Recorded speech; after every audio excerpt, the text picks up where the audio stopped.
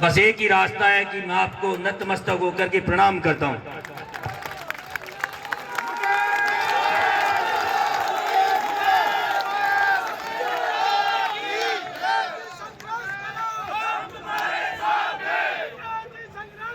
इस कोटपुतली जनता जनार्दन को प्रणाम करता हूं। यहां पर उपस्थित तमाम मेरे पिता तुल बुजुर्ग और मातृशक्ति को प्रणाम।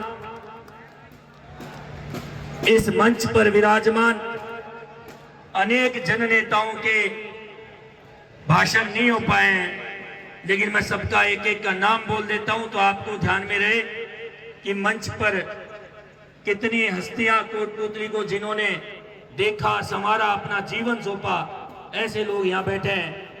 मैं नाम बोलता जाऊंगा, आप एक बार जोरदार उनका अभिनंदन करते जाना।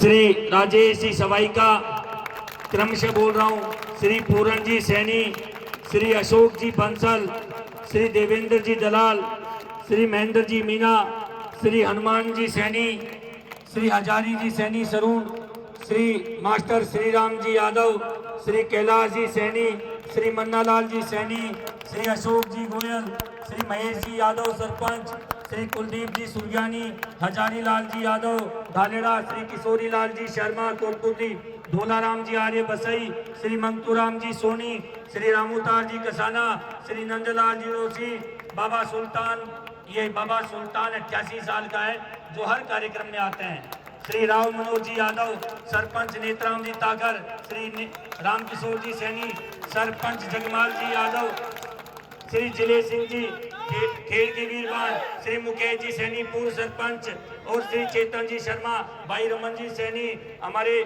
महेश जी शर्मा मुनिम जी, विकास जी नायक पूर्व सरपंच, भाई राजू यादव, श्री राम गोपाल जी अमीचंद जी धानका जिला पार्षद और श्री नरेंद्र जी यादव वर्तमान जिला पार्षद, श्री राजेंद्र जी यादव पूर्व डेलीगेट, नोट जी भूषण, श्री कमल जी गर्ग, श्री संजय जी मित्तल, विजय जी आर्य पार्षद, श्री प्रमोद जी सैनी नेता प्रतिपक्ष, श्री सुरेश जी, श्री प्रहलाद जी मीणा, श्री अशोक जी रावत, श्री शीशराम जी रावत सरपंच, तमाम लोग हैं। श्री कुछ छूट भी गए होंगे,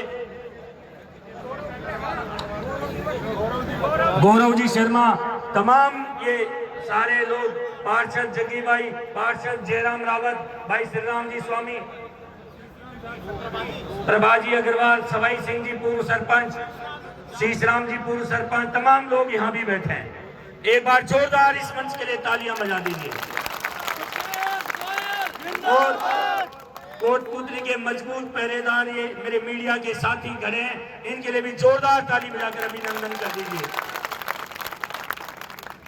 सबसे पहले तो मैं इस कोटपुतली चुनाव के लिए जिस प्रकार ये कोटपुतली की जनता चुनाव लड़ रही है उसका अभिनंदन करता हूं, स्वागत करता हूं।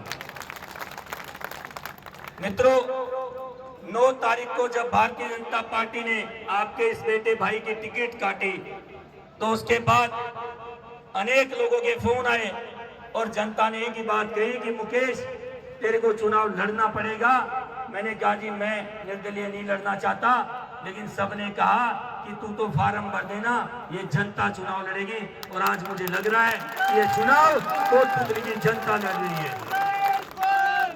मैं अनेक कार्यक्रमों में आज तक के 25 वर्ष के चुनाव में गांव-गांव ढानी गया हूं। अनेक लोकसभा चुनाव, करीब 5-6 विधानसभा चुनाव देखे हैं, लेकिन ऐसा भूतपूर्व जन समर्थन और प्यार, जनता का स्नेह मैं पहली बार किसी चुनाव में देख रहा हूं। मित्रों, सब लोग जो पिछले 5 साल के कुशासन से त्रस्त थे, कोटपुतली में भय का वातावरण, कोटपुतली में गुंडागर्दी, भ्रष्टाचार से त्रस्त थे, लोग केवल चाहते थे कि शासन से मुक्ति हो। लेकिन अब आप सब लोगों ने जो निर्णय किया कि आप जनता का निर्णय कि मुकेश चुनाव लड़े, तो मैंने उस निर्णय को माना भी। लेकिन आज मुझे लगता है ये पूरी कोटपुतली चुनाव लड़ रही है और ये कोटपुतली चुनाव जीतेगी भी। मित्रों, पिछले 15 वर्ष से 36 बिरादरी को साथ लेकर के समाज सेवा करने का निर्णय करके आगे बढ़ता रहा। मैंने कभी भी किसी रात को किसी भाई ने कॉल किया होगा कि भाई मेरा एक काम है, मैंने हमेशा उससे कभी जाति नहीं पूछी। बस यही पूछा मरीज का नाम क्या है, ब्लड ग्रुप क्या है, एक्सीडेंट हुआ है तो स्थान क्या है, अस्पताल में पहुंचे कि नहीं पहुंचे। और जब मैं वहां पहुंचता कई बार तो पता लगता कोई टीबा बसई का था, कोई नारनौल का था, कोई नीम का थाना का था, कोई बांसुर का था। कभी मैं ये भी नहीं देखा कि वो कोटपुतली का वोटर है या नहीं है। बस मैंने कोटपुतली का नाम ऊंचा किया। जब भी वो जाते थे तो ये धन्यवाद देकर जाते थे कि कोटपुतली का एक बेटा ऐसा है जो बिना किसी जाति पात और बिना क्षेत्रवाद के भेदभाव के बिना सेवा करता है। मैंने सदा कोटपुतली का मान सम्मान बढ़ाने की निरंतर कोशिश की है। मित्रों, पिछले 10 वर्ष से लगातार एक ऐसे व्यक्ति को सत्ता मिली और पिछले 5 वर्ष में तो लगातार 5-5 मंत्रालयों का जिम्मा मिला। और ऐसे हमारे जनप्रतिनिधि राजेंद्र जी यादव जो राजस्थान की सरकार के अंदर गृह मंत्रालय का जिम्मा संभाले हुए थे और अनेक मंत्रालय। लेकिन मैं पूछना चाहता हूं, जो भाई को भाई से लड़ा करके, अपने को आपस में लड़ा करके और एक जाति का डर दिखा करके जिन्होंने सत्ता हथियाई, उन्होंने क्या कोटपुतली में गुंडागर्दी भ्रष्टाचार को कम किया, बल्कि पुलिस का सहारा लिया और कोटपुतली में अपराध को और बढ़ाया। आज यदि कोटपुतली में गोलियां चलती हैं तो इनके शासन में सर्वाधिक चली। लूट हुई और डकैती हुई और अनेक भ्रष्टाचार के मुकदमे हुए और पुलिस के संरक्षण में, बल्कि मैं ये कहूं कि राजेंद्र यादव के संरक्षण में कोटपुतली में अपराध बढ़ा। अपराधी यहां शरण लेके बैठे और कोटपुतली में अपराध निरंतर बढ़े। बंधुओं, सरकार के अंदर गृह मंत्रालय का जिम्मा संभाले हुए थे और अनेक मंत्रालय। लेकिन मैं पूछना चाहता हूं, जो भाई को भाई से लड़ा करके, अपने को आपस में लड़ा करके और एक जाति का डर दिखा करके जिन्होंने सत्ता हथियाई, उन्होंने क्या कोटपुतली में गुंडागर्दी भ्रष्टाचार को कम किया, बल्कि पुलिस का सहारा लिया और कोटपुतली में अपराध को और बढ़ाया। आज यदि कोटपुतली में गोलियां चलती हैं तो इनके शासन में सर्वाधिक चली। लूट हुई और डकैती हुई और अनेक भ्रष्टाचार के मुकदमे हुए और पुलिस के संरक्षण में, बल्कि मैं ये कहूं कि राजेंद्र यादव के संरक्षण में कोटपुतली में अपराध बढ़ा। अपराधी यहां शरण लेके बैठे और कोटपुतली में अपराध निरंतर बढ़े। बंधुओं, 2008 के अंदर या उससे पहले ये स्कूल उन्होंने खोला। उस स्कूल के अंदर जब आए तो लगा एक व्यापारी है, सबको साथ लेगा।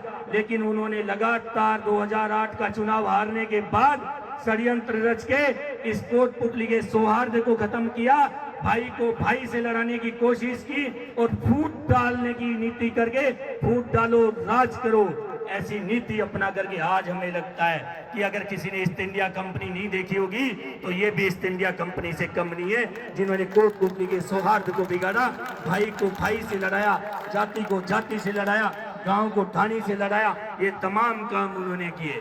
पिछले दिनों इस कोटपुतली को उजाड़ा गया। इस कोटपुतली के दुकान मकान जो 100 वर्ष से पहले के थे उन्हें तोड़ा गया। आप कल्पना कीजिए कि एक परिवार का बेटा कोई कोटा में जाकर अध्ययन कर रहा था, डॉक्टर बनने की तैयारी कर रहा था, और सुबह उसके पास उनके घर वालों का फोन जाता है कि बेटा वापस आ जा, दुकान टूट गई है, अपने पास आमदनी नहीं है, अब तेरी फीस नहीं दे सकता है। उसके माता पिता ने कहा कि यहाँ तो रोटी के लाले पड़ गए हैं, तेरे को कहाँ से पढ़ाएंगे और तू वापस आ जा। ऐसे कितनी घटनाएं मैं बताऊं कि कोटपुतली के परिवारों को खून के आंसू रुलाया है तो राजेंद्र यादव ने रुलाया है। मित्रों, इस कोटपुतली की हर व्यक्ति को पीड़ा देने का, दंश देने का लगातार एक के बाद एक काम किए हैं तो राजेंद्र यादव ने किए हैं। कोटपुतली का मान सम्मान अगर किसी ने खराब किया तो राजेंद्र यादव ने किया। हम जब दिल्ली और जयपुर जाते हैं तो पता लगता है। दिल्ली और जयपुर जाने के बाद एक बार बीच में रोकूंगा, श्री अशोक जी यादव और हमारे बार के अध्यक्ष श्री रामजी लाल जी यादव कंवरपुरा के सुपुत्र हैं, मंच पर आए, एक बार जोरदार ताली। पीके जोशी एडवोकेट जी आए, मंच पर आए, जोरदार ताली बजाएं। और मैं ध्यान में दिलाऊंगा, जब हम दिल्ली जयपुर जाते थे तो वहां जाकर किसी को कहते थे कि कहां से आए हो, और हम कहते थे कि कोटपुतली से, तो वो कहते थे अच्छा उस कोटपुतली से जिसका मंत्री मिड डे मील का बच्चों का निवाला खा गया, इस कोटपुतली को शर्मसार किसी ने किया तो राजेंद्र यादव ने किया।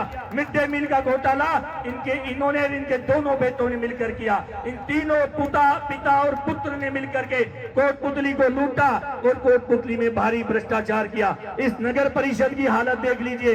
जो नगर परिषद नगर पालिका की एक सीट भाई हमारे सैनी भाइयों के पास होती थी, उसका भी षड्यंत्र रच करके उसको ऐसा बेढंग से बना दिया कि आज कोटपुतली का सैनी समाज भी पीड़ा में है, त्रस्त है।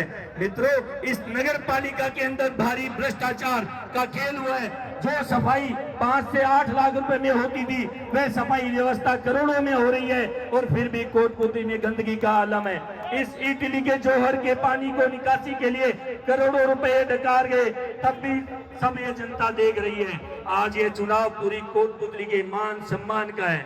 मैं तो आपको यही भरोसा दिलाता हूँ कि मैंने यह दृश्य पहली बार देखा है और मैं तो सब भाइयों और बहनों से कहना चाहूंगा कि आने वाली 25 तारीख को इस कोटपुतली के भाग्य का फैसला आप लोग करने वाले हैं। बस कोई कसर मत छोड़िएगा, सब कुछ आपके हवाले है। मेरे माता पिता आप हैं और यह कोटपुतली मेरा पूरा परिवार है। मैंने सदैव कोटपुतली को एक परिवार मानकर सेवा की है। अगर मेरे बुजुर्ग माता पिता हैं तो छोटे भाई बहन ये पूरा एक परिवार है। 36 बिरादरी में बिना किसी भेदभाव के, बिना जातिगत भेदभाव के सदा सेवा करने का प्रयास किया है और मैं आपको भरोसा यही दिलाता हूँ कि लगातार इस कोटपुतली की सेवा करेंगे। और जिस कोटपुतली को खड्डे में डाला, जिस कोटपुतली में पानी भरा, जिस कोटपुतली के अंदर इस मकानों को नहीं हमारे शरीर को तोड़ा, इस कोटपुतली में अनेक खड्डे डाले गए। आप मित्रों, इस कोटपुतली को बचाने का, पुनः संवारने का जो कोटपुतली तहस नहस हुआ, श्री राजेश जी चौधरी एडवोकेट आप भी मंच पर पधारें। अध्यक्ष बार एसोसिएशन कोटपुतली, जोरदार स्वागत करें।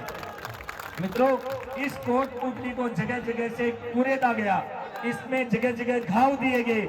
इन घावों को भरना है, कोटपुतली को पुनः विकास करेंगे। जो कोटपुतली को घाव दिए हैं जिन लोगों ने, उसको दूर करेंगे। फैसला आप सबको करना है कि एक तो वो व्यक्ति है जिसने 10 साल से लगातार कोटपुतली को पीड़ा दी, दंश दिए और कोटपुतली को आगे नहीं बढ़ने दिया, भाई को भाई से बांटा। और एक तरफ इस भारतीय जनता पार्टी ने एक ऐसे व्यक्ति को टिकट दिया जो बोल भी नहीं सकता, विधानसभा में बात भी नहीं उठा सकता। ये क्या षड्यंत्र किया है? भारतीय जनता पार्टी के उन नेताओं को भी जिन्होंने गलत निर्णय किया है, उनको भी आईना दिखाने के काम ये मेरी कोटपुतली की जनता, मेरा परिवार करेगा। मित्रों, ये कोटपुतली की हक की लड़ाई है, कोटपुतली की निष्ठा की और कोटपुतली के मान सम्मान की लड़ाई है। मेरा आपसे यही कहना है, हर व्यक्ति अपने बूथ को मजबूत करे, हर व्यक्ति बूथ पर रहे और पूरी ताकत लगाकर अपने परिवार का व्यक्ति कोई बाहर है तो उसको बुलाए। बस हमें एक ही काम करना है कि इस कोटपुतली के हक की लड़ाई लड़नी है। और मैं तो इतना कृतज्ञ हूँ आप लोगों के आगे कि आप सब लोग बस इस हक की लड़ाई लड़े। 10 साल से जो लगातार 15 साल से सेवा की है, उस कोटपुतली को बचाने का जिम्मा बाप के कंधे में है। मैं इतनी लड़ाई लड़ते लड़ते टूट चुका हूँ, थक चुका हूँ, लेकिन बस आपसे यही 73 घंटे हैं, मात्र 3 दिन का समय है और इस 3 दिन के अंदर आप लोग और ये 3 दिन के अंदर सारे लोग मिलकर के इस लड़ाई को जीतेंगे और इस कोटपुतली को बचाने का काम हम सब करेंगे। इस कोटपुतली के अंदर जितने भी दहशतगर्दी, गुंडागर्दी फैलाने वाले लोग हैं, बस एक ही बात है कि हमारे कोटपुतली को बचाना है, कोटपुतली को बचाना है और इस कोटपुतली को बचा करके आगे बढ़ाएंगे। मेरा बस आपसे यही निवेदन है।